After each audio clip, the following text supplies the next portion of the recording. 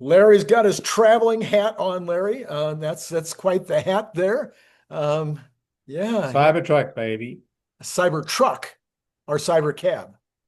Cybertruck, baby. Oh, Cybertruck.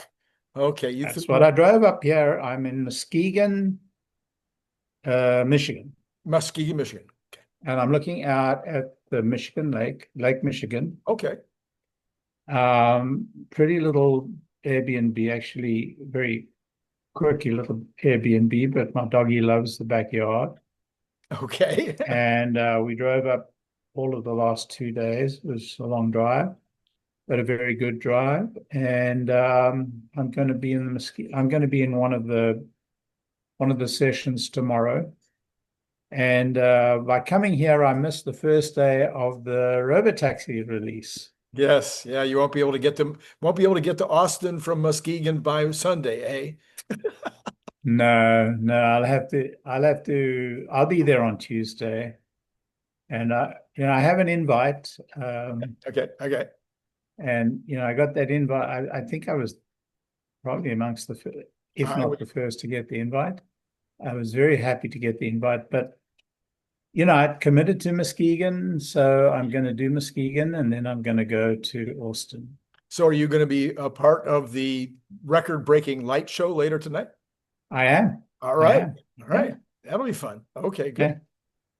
And then driving off to Austin and arriving on Tuesday. All right. Well, you're going to be Well, I'm not going to be driving off to Austin. I'm going to be flying to Austin oh, because I'm here with my wife and dog, okay. and they're not going to, I mean, they can't spend another week on the road. So I'm driving them back, Oh, and okay. then on Sunday afternoon, we'll drive back, and then Tuesday, I'll fly off. I see. Okay. All right. Still busy. Still very busy. Um, Yeah, this is what retirement is like for me. yes, yes. Retirement. I don't think you're remotely retired from anything I've been able to tell. Well, I've slowed down a lot. To be honest, to be brutally honest, I did slow down the last couple of years. My son took over the business, I guess, in 2022, Yeah. and I retired the end of 2023. I hadn't been managing the business for some time. We'd had another senior chief executive, but he moved on, actually moved on to a really good project. And my son took over at that point, and honestly, he's doing a far better job than I could do. Well, I'm good. not I'm not a great CEO, to be honest. We entrepreneurs rarely are.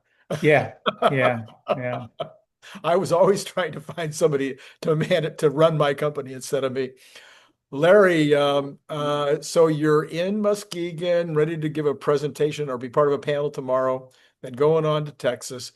But what are you thinking?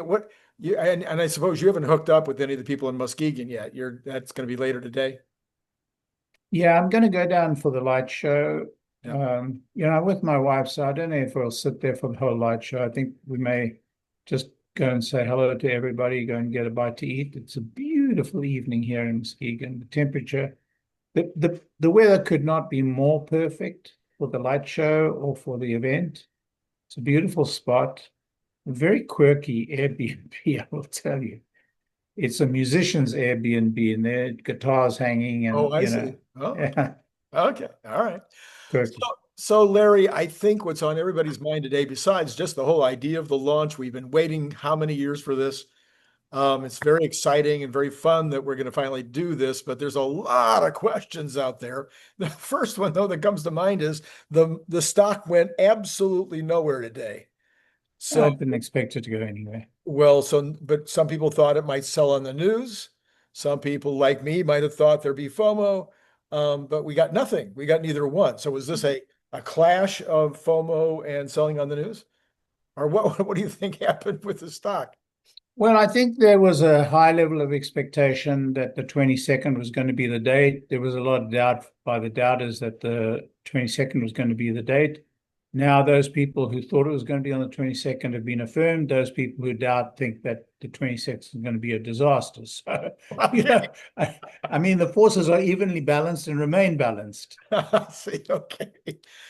So I've been saying for 2 weeks since we really started getting serious about this that Elon Musk, knowing his personality, is not going to put this product on the street on the 22nd unless he's like 99.99% sure that there's not going to be anything significant go wrong. That's not entirely my feeling. I think Elon's view is the following. We're going to make damn sure it works. We're going to do everything necessary to make sure it works. But there's a risk. There's a non-zero chance that something will go wrong. And if it doesn't on the 22nd, it's going to go wrong down the path. But we have a product that promises to save millions of lives, promises to transform the economies of the world.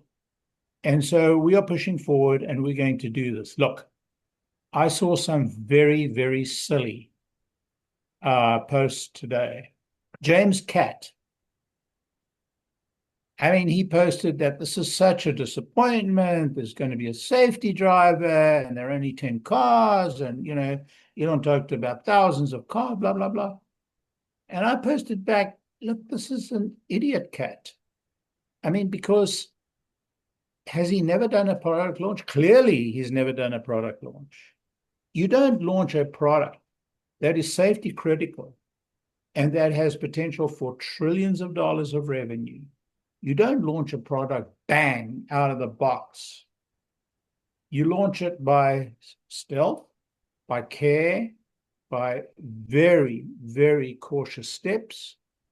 And then, you scale. And it is crazy to believe that you could do it any other way. Look, Waymo had a safety driver for all, I don't know, I don't have the actual number in front of me, but it felt like years. It could have been maybe, many months, but it was a long time. And that was a driver with a hands-on wheel. Right.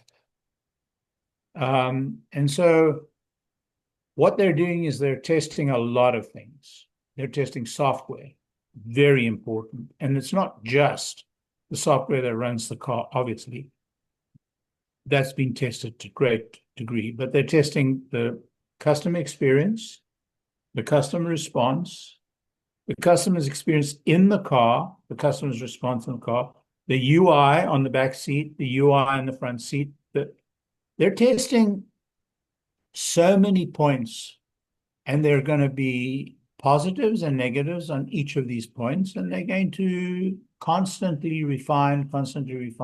They'll be refining for the next 5 years, 10 years. Mm-hmm. And that's fine. But now, at this point, what they're trying to do is contain the scope, contain, the potential for damage, the potential for, certainly no human lives should be at risk.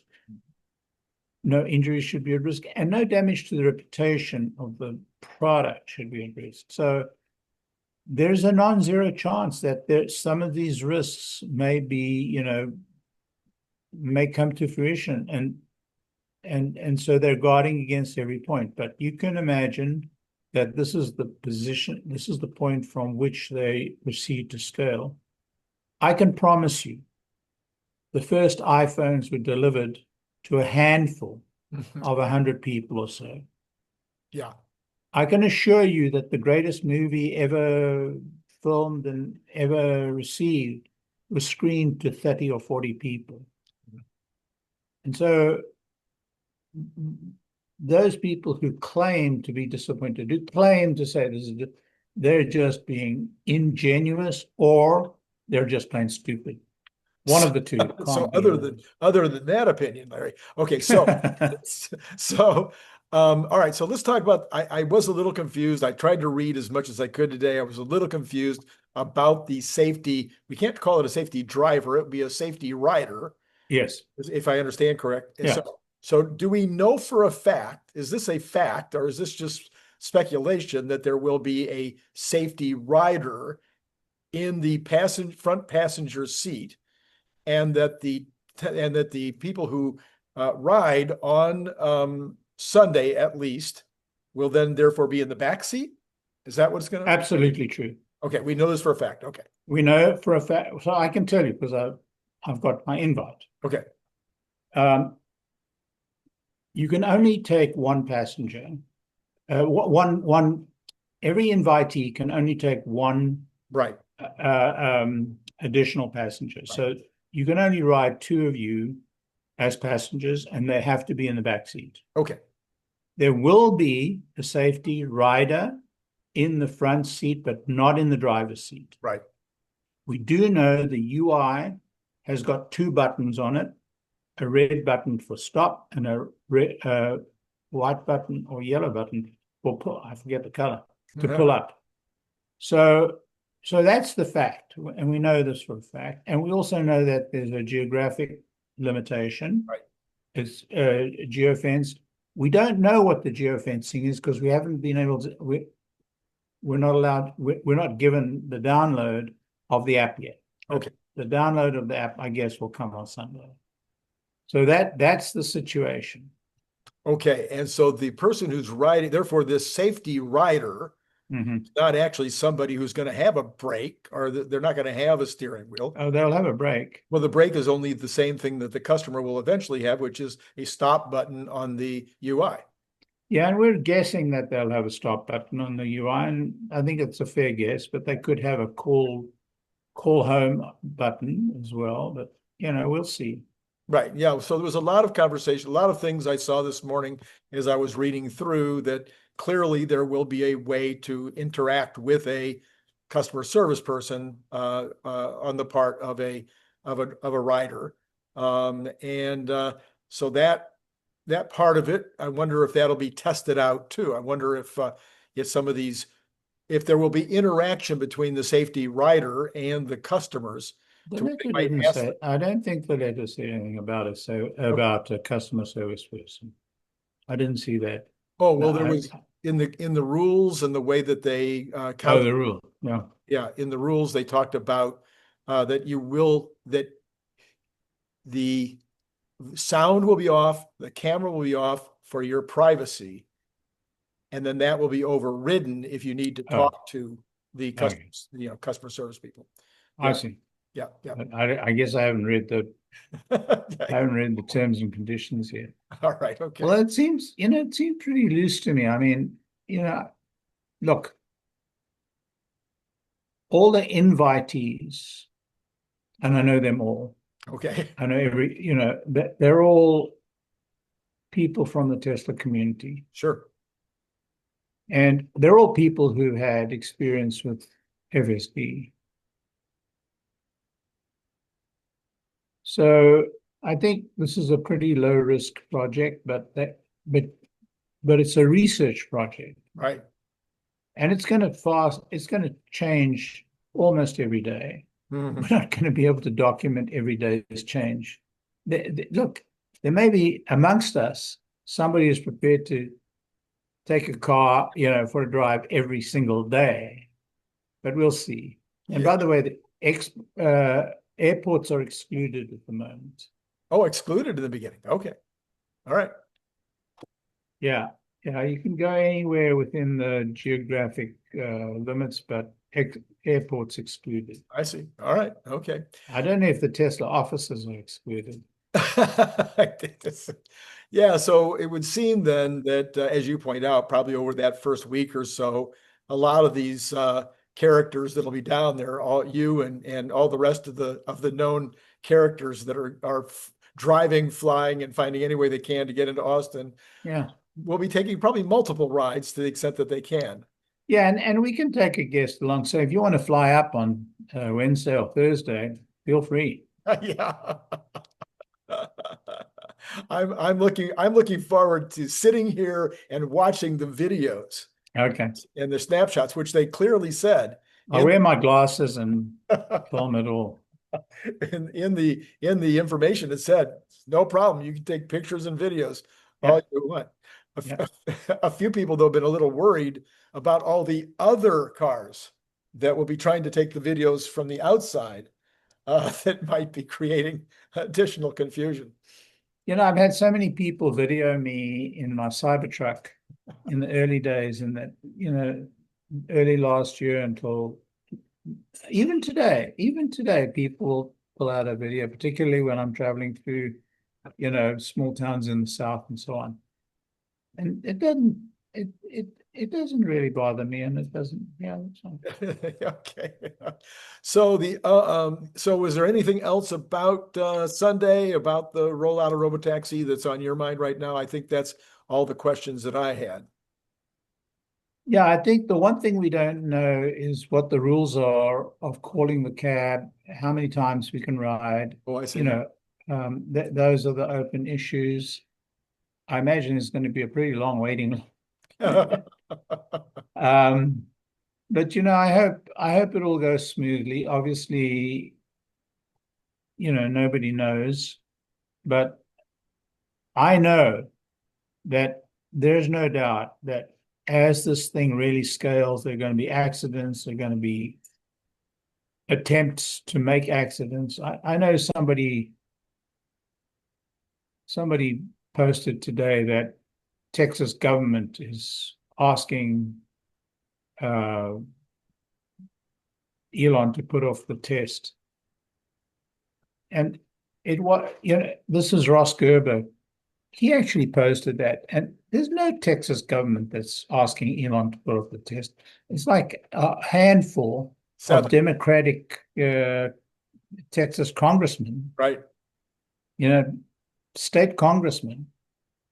Right, 5 of them, I think. Seven total. Seven. There you go. Wow, that's a lot. 7. I know.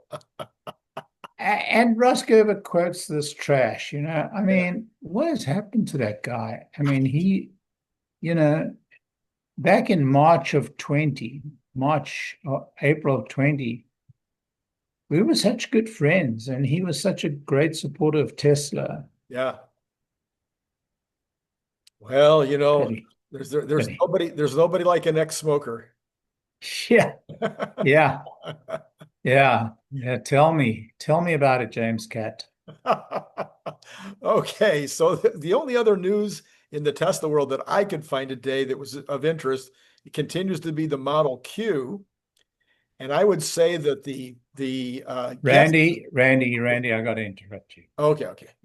Holy smokes, you've missed the headline of the day. Oh, I'm sorry. What did I miss? Today, Tesla announced, I don't know if Tesla announced, but it was announced. It was news that Tesla secured a contract. Oh. Tesla Energy has secured a contract to provide the megapacks for the largest single battery storage project in China. Yes. 567 million, I think. Yeah. That's news because it points to the strategic value of the China megapack factory. Right. And people are so focused on FSD, and rightfully so, because we're talking about the potential for trillions. But for this year and next year, the story in the bottom line is Tesla Energy. Yeah. No doubt about it. I did report on that this morning, Larry. Yeah, I agree. It's a very, very big deal. And even the size of it is pretty mind-blowing. Incredible. Yeah. Over $500 million. Okay. The other story though is Model Q, and the sides are getting further and further apart. So I have to admit that I have slightly slid over to the side that says it might just be defeatured Model 3 and Model Y. I just don't know how they can keep it a secret if it's in fact a completely different form factor and it's going to come out soon. On the other side of the coin, people are now, shooting videos saying, well, there it is, see? Yeah, it's interesting. I mean, I don't speculate about these things, Right. I just don't speculate about these things because I don't think they're of much moment in terms of look, Elon decided he wasn't going to do this stuff. Elon decided he wasn't going to be a car company. He made that decision 2 years ago. Yep, He made that decision. I hear you. And, management is still trying to become a car company. Management is still trying to do, the original, objective of this company, the original aim. It's not going to happen.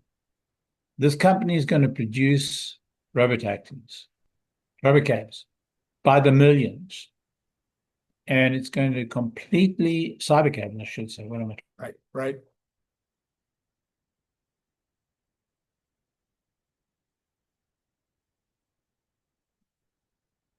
That's what this company is going to produce. And maybe other form factors of, that's what it's going to produce. Yeah, I don't know, Larry. I think I came up with this idea just after you and I last spoke, and maybe you've seen some of my commentary on X or on the videos, but all of a sudden it just hit me the other day. It was time to start talking about what I've been thinking about for a year and a half, which is they're not going to sell any cars to consumers after 2027, 2028. It's all going to be going into their fleet or into other people's fleets. And people have been saying that for years because they said, why would they sell it to consumers? Mine is the opposite. Mine is not why would they sell it to consumers? The demand will be there for the fleet and for other fleet owners. And so that's who they'll end up selling it to. Yeah, I have a different take on this. I had an argument with Alexandra with Tesla Boomer Mama yesterday on Herbert's channel. Yeah, Herbert's channel. I think they're going to continue selling cars. I think they're going to continue selling cars because I think cars are going to continue to sell for the next decade or so. For a decade, wow. Yeah, look, there's a use case for cars. There's a very solid use case for cars, even in a world of cybercabs or, robotaxis. There's absolutely, case to be made for cars. Yeah, so the question that I have though becomes if there is, let's say that Tesla is able to make 3 million vehicles in 2027 or 5 million or anywhere between 3 and 5 million vehicles. And if the fleets are saying, I'll buy all those, or Tesla can see that they have enough units. It's a different car for a different use case. A passenger car owned by a person is a different car than a car made for the ride-hail business. Two different use cases, two different products, two different channels, and you sell both. But my question is, Larry, you're a business guy. If I was selling to, I used to sell padlocks a million years ago. I was selling bicycle shops because they use padlocks, locksmiths. Let's just use those two examples. If all of a sudden the bicycle shops said, we'll buy out all of your capacity. We want all of your capacity and we'll pay you more than if you continue to sell to the locksmiths because the locksmiths don't have as good a use case as the bike shops do because bicycles are being stolen every day. So we really need those padlocks. We'll pay you more. Same padlock, two different customer bases. One customer base sells large amounts, another one sells small amounts. That's a different case. I'm talking about two different use cases, two different products.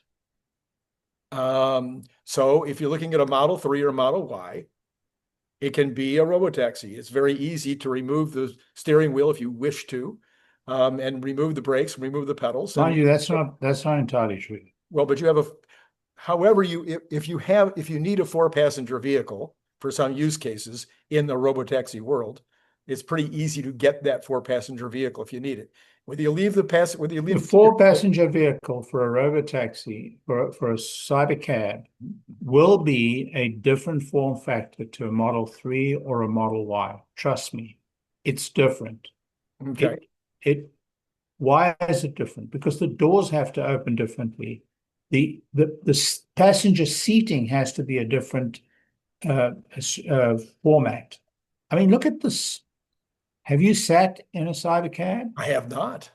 Well, it's a different seating entirely to the seating in a Model S, a Model Y. Mhm. Completely different. Right. Don't think that two front seats in the Model Y. Not at all. Right.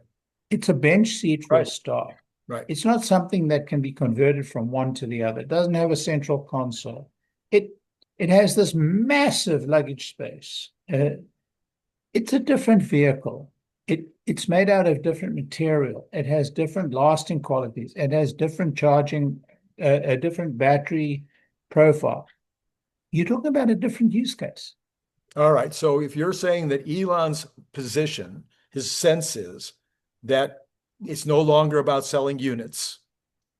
Units have a maximum value, whatever they can do, competing with all the other folks that are out there. They've got a maximum value in terms of profit. But if you turn it in, if you turn that production capacity over, assuming enough people demanding it, if you turn that production capacity over to a version, it doesn't even have to be a version. It could be a completely new vehicle, but you have X amount of space in your factory to make things. If you turn that over to making robotaxis because you believe the demand is there. Why turn it over? Just add more production capacity to your robotaxi line. I mean, what's wrong with increment? Look, every dollar of incremental revenue falls straight to the bottom line because you don't have additional overhead. Mm-hmm. I mean, the whole value. So one of the most important advantages that Tesla have over all the other players in this space is they have 400 locations in the United States, right? 240 service centers, and then a whole lot of other locations. Those locations exist because they sell vehicles to end users. Right. Those locations, with additions and with additional management, but additions that are easily added when you scale and when you have the scale already. It means that your robotaxi business is all profits accrue directly to the bottom line because of this huge, value add, because of this, leverage, operating leverage. Right. If you deleverage the operating leverage, it's a negative. Why would you stop doing what you're doing so successfully? You're selling almost 2 million units a year. When your robotaxis get to 2, 3, 4 million a year and start, the vehicle line is still going to be selling in that kind of quantity, if not more. And it's a huge business. Okay, so why will a consumer let's call it 2028, let's go out a little further than what I said a minute. Why will a consumer in 2028, why will somebody that's commuting to work and commuting to church and commuting? That's not the person who's commuting to work and commuting to church is not going to buy a car. Okay, they're not going to buy cars anymore. Okay. Yeah. So who's going to buy the cars? The person who's going to buy the cars who takes his family out every weekend. The person who's buying his car goes on long road trips together with the family. The person who's going to buy a car is a person with a fairly significant amount of additional Wealth. income. Yeah, with wealth. And even those who are not wealthy use their cars for, getting around to do service work and who carry their tools and their whole gig in the car. There are so many use cases for a car ownership that to argue that the cars are going to go away is crazy. All right, so here's my take on that, Larry. So I agree with you. All right, you've just bought a Cybertruck a year and a half ago. So you got your Cybertruck. 2 or 3 years from now, you've still got your Cybertruck, which can be your weekend car. It can be your getaway car. I've got a Cybertruck and I've got a Model 3. Right. But my wife has a Model 3. You have all kinds of cars you don't need. Those Model 3s are going to go away. The Cybertruck's not going to go away. Right. So you're going to go from 3 to 1. Yeah. And you'll have that Cybertruck. Yep. So people all across the country, even people that are only making 100,000 a year, 150,000 a year, Yep. currently have two cars, will probably go down to one. Yep. They'll keep that weekend car, but they won't Yep. buy another weekend car. Yeah. Yeah. So that means that the other car companies, they'll be out of business because nobody's. Well, I'm not saying that cars aren't going to go down in volume. Okay. I'm just saying that Tesla has the opportunity of continuing to increase its market share Yeah. Okay. beyond where they are today, even though they've stalled or even reduced their total global market share. Oh, Larry, on that side of the coin, I couldn't agree more. I've been saying that I think the best feature that's going to ever be added to the car is unsupervised self-driving. And so therefore, I believe the potential for Tesla unit sales Right. in the future are huge. I'm saying there's going to be a transition day. It'll be the day that people said, "No, I'm never going to buy another flip phone." It's going to be the day that somebody said, "I'm never going to buy another DVD." There's going to be this day when it's going to become a zeitgeist change where people are going to be like, well, I'm not going to get rid of that car that I've already paid for, but I'm never going to buy another car. I agree. Okay. All right. Okay. Yeah, I think that's what Elon's been seeing for 2 years, which is A little bit longer, but 2 years ago he decided right. that's it. Yep. Gonna build this car without a steering wheel. All right. So back to the Model Q. You have no opinion. You don't know which way it's going to go. Are you assuming that there will be a Model Q at the end of the month? He's told us there is going to be, and I'm not saying it's going to be there by the end of the month. In fact, I'd be surprised if they make it by the end of the month, but I wouldn't be shocked if they did. I always think they're going to be late, and I've never been disappointed, or I haven't been disappointed so far. So, I thought they were going to be late for the 22nd, and so I guess I've been disappointed this once. So yeah, I think that I don't think it's going to happen before June 30th or I don't think it's going to happen before June 30th, but it could. And what does it matter if it's It doesn't. August the 1st or June the 30th? I mean, yeah. They call us influencers, Larry, and if we don't make any guesses, yeah. Let's make a bad guess. Come on. All right. The other big news for me for this week, which I've spent a lot of time talking about, but I couldn't wait to get your opinion on this, was the Fed decision. And I felt all alone on Wednesday when I made my analysis. But finally, a couple of people yesterday on CNBC were starting to talk about it the same way I was. And that is, how come the only thing, and he mentioned it, I believe somebody did a count on it, 21 times or 31 times, the only thing that determined their decision to stay where they were was the tariffs. I know. No mention of reconciliation, no mention of AI, no mention of tariff income, no mention of job numbers, no mention of how can their whole decision be based on tariffs? It's never been based on tariffs before. and most people are now saying it's a nothing. He even said it was only 0.6%. Yeah, but he raises the bogey of what's coming, and he said this is early days yet. Look, Gary Black told us that the tariffs were going to lead to a worldwide depression. He did. He quoted Smoot-Hartley. He quoted the experience with Smoot-Hartley, back in 2030, right. As being the cause of the Great Depression. It wasn't, but it was certainly contributory. It was just silly. Smoot-Hartley actually was under very different circumstances, dramatically different circumstances. You can't just say because they increased tariffs in 1930 and there was a Great Depression within a short period of time, or contributed to the Great Depression, it's going to happen this time. No. This time certainly is different. And so far, the tariffs have been good news for the U.S. economy, except for how it's affected the cognoscenti, like our esteemed Federal Reserve chairman. So I'm with you. I think that it was silly. I think that his focus was political. I think he hardly hit it. Yeah. And I think that the historical record will not smile upon him. That's just, that's my view. Yeah. Yeah. Yeah. All right. Well, now we have at least one of the governors saying this morning that he thinks there might be a reduction in July. And I think he's running for Fed Pres. Yeah. Yeah.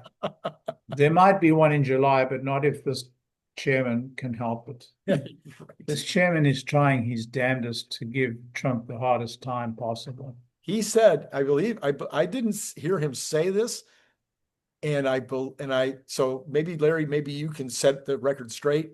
I thought he said that the real rate of interest right now should be 3.3. Somebody else said he said 3.0, that the real rate of interest right now should be 3.0, and he's at 4.3. And that alone, I would think, would have had some impact on a decision.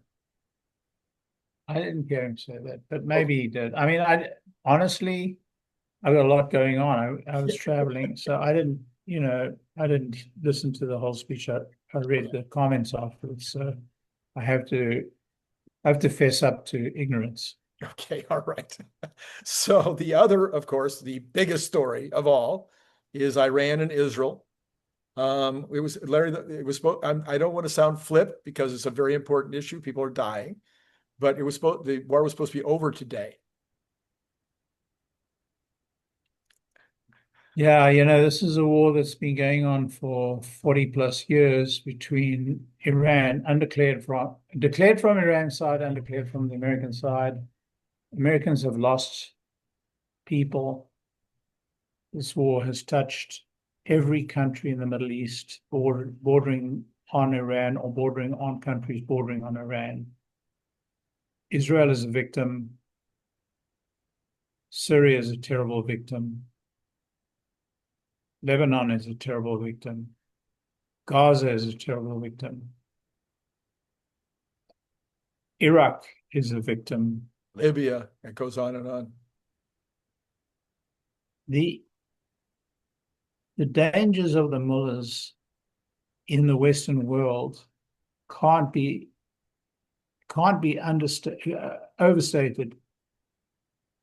These mullahs have sent spies, they've sent assassins, they've sent a myriad of evildoers into our midst.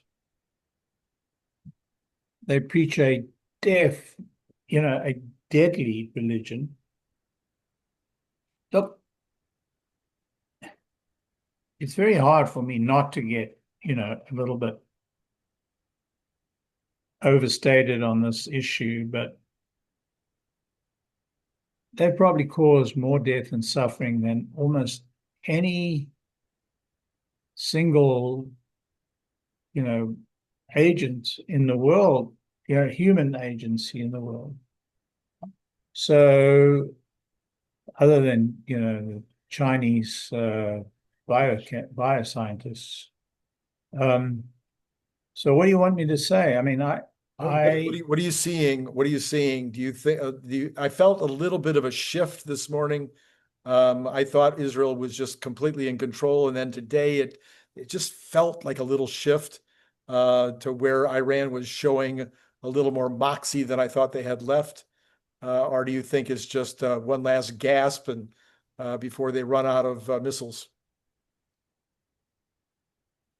Yeah, I mean, if you look at the missile count day by day by day, it's kind of gone downhill quite dramatically. Is Israel running out of interceptors? We don't know. Nobody knows. Right. I don't think so. I think Trump is not taking action because he feels pretty confident in what Israel is able to do. Mm-hmm. So I would say, with Iran, don't look at the headlines. Look at the facts. And we don't yet know the facts, so we've got to find the facts. So we'll see. We'll see. I think Israel's going to take out Fordo. I think we'll wake up one morning and there'll be another incredible action that was unexpected. Once again, I think my channel was one of the first. I've seen all kinds of people talking about it now, but because of Brian Wang, last Wednesday night, I think we were already talking about how Israel would do this. And then Thursday, Friday, we started seeing other people starting to chime in about the method of going through the shafts, the air ducts. Very difficult. Very difficult Very because difficult, but not. because the reason it's difficult is not because of physical difficulties, but it's extremely well defended. Oh, yes. So it's going to have to be, you know, a very complicated air ground action Right. at a very significant distance. So time will tell. Yep. All right. The left wing announced today that we will have another No King Day on July 4th. I didn't think that the first No King Day did them any favors. You know, they better have as many No King days as they can get because they're going to run out of 70-plus-year-old age, you know, protesters. These guys are dying off, man. That's the truth, though. That's who's out there. Yeah. It's old folks. Yeah. My generation. Yeah. I said, maybe I said it when you were on Monday. It's like, I feel like these people were the ones that were protesting back when I was in university. Absolutely. Same folks. Absolutely. Same people. Yeah. They're getting their last hurrah. Yeah. So anyway, you don't think that the another No King Day will you think it'll help the Dems in the future? I think it'll have about as much effect as the last one. That's the first. Okay. I've heard quite a few Democratic leaders in the last couple of days saying about their own party, they have no leader, no ideas, and no direction. I'm a little concerned that a wounded dog can be very dangerous. Well, you know, what are they going to do? Sick another Biden on us? I mean, I mean, good grief. You know, I almost think that Biden was a better candidate than Kamala Harris. I think 100%. And, you know, that woman is so vacuous. I know that I'm upsetting probably half of your viewers. Not my viewers. I'm being a little facetious. I chased all those folks away a long time ago. I mean, she is so vacuous as to be incredible. And people were saying how wonderful she was. Those same people were saying how wonderful Biden was and how bright Biden was and how alive Biden was and how sharp as a tack Biden was. Those same people. And they were saying what an incredible person Kamala Harris is, full of joy. I mean, the only joy she had was the money she banked from her, you know, from her various lovers who, you know, put her into office. I mean, the woman is such a, I mean, she is a character in a poorly written political novel. Yeah. That's what she is.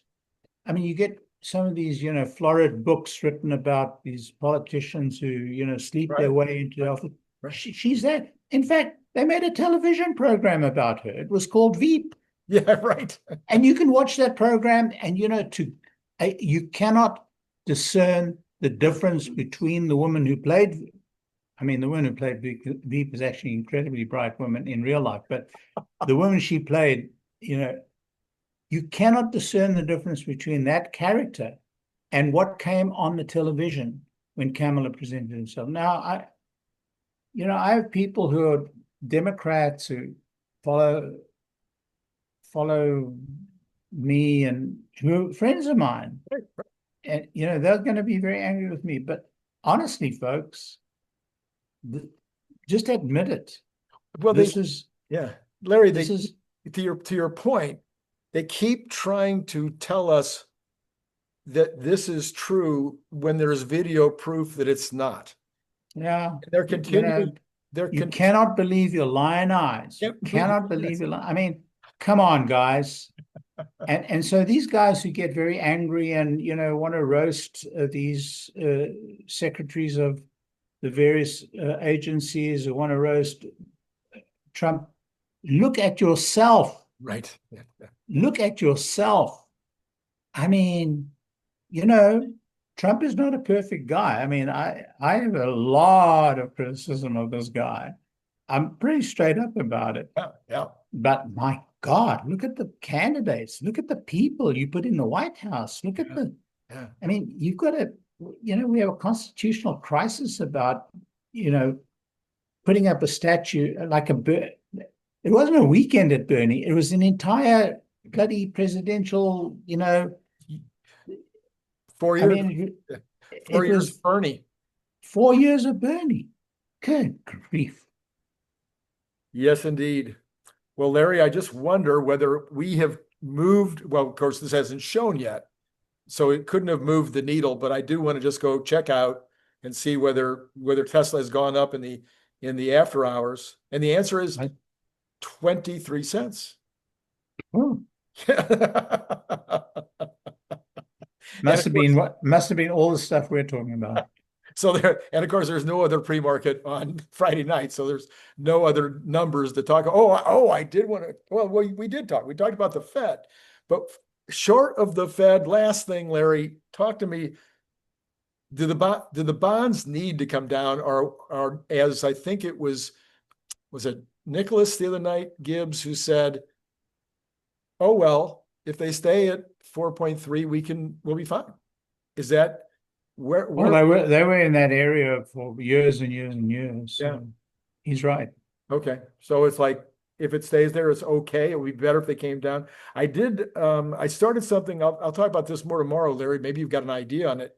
But the biggest inflation, the biggest one of the biggest areas of our economy is housing. I asked Grok a little while ago. I was not happy with the Grok answer, so I got to do some more study. But we roughly had 1 million, 2 million immigrants coming in per year during the last 4 years. No, more than that. More than 2 million, about at least 2.5 million, because there's 10 million in the 4 years. All right, so let's talk about 2.5 million. Grok says that the family formation on that group would have been around 3. So you've been talking about 800,000 units of housing necessary each year to take that group. Okay, so that's a lot of pressure on the housing market. Very few of those people were fully housed. Well, they had to be housed somewhere.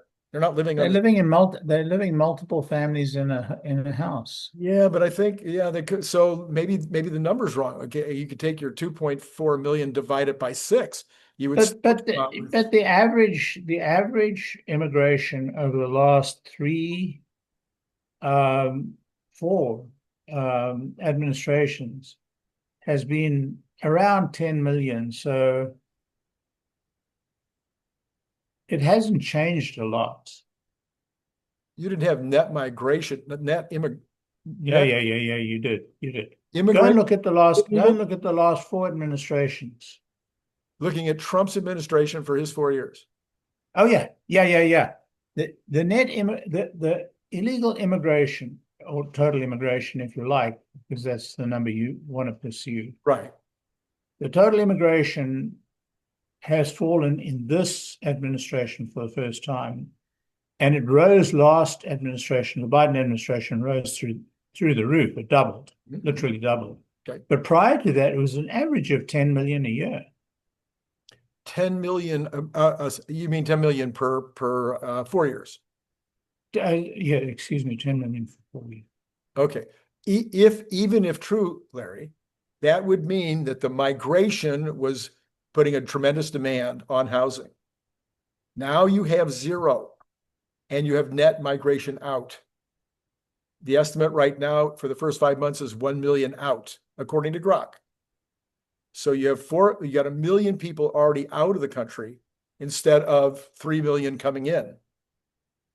Seems to me you got a 4 million flip here that's going to have an impact on housing.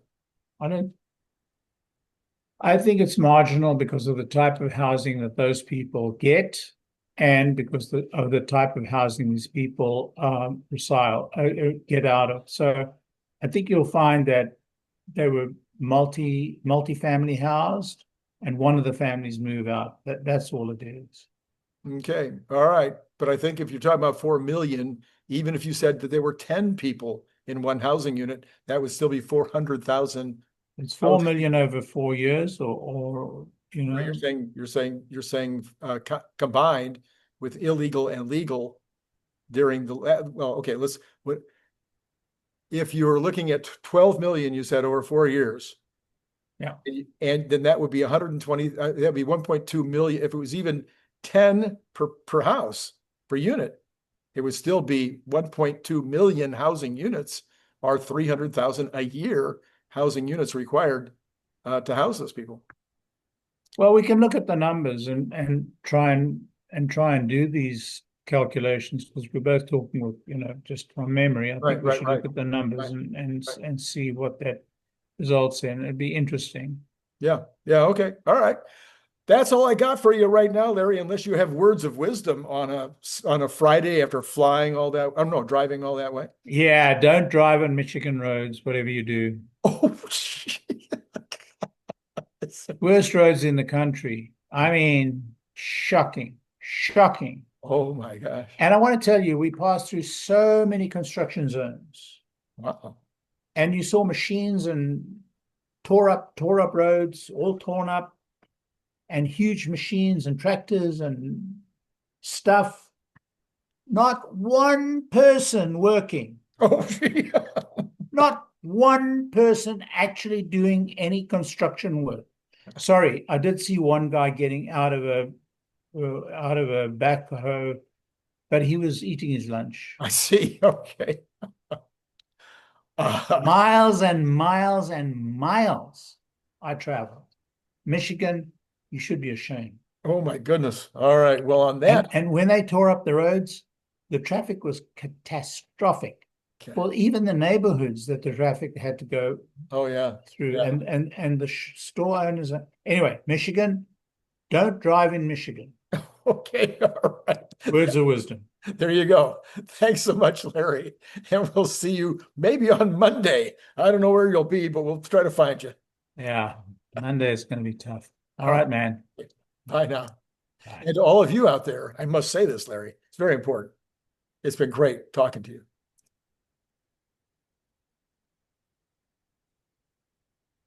Oh, I see. I hit the wrong thing.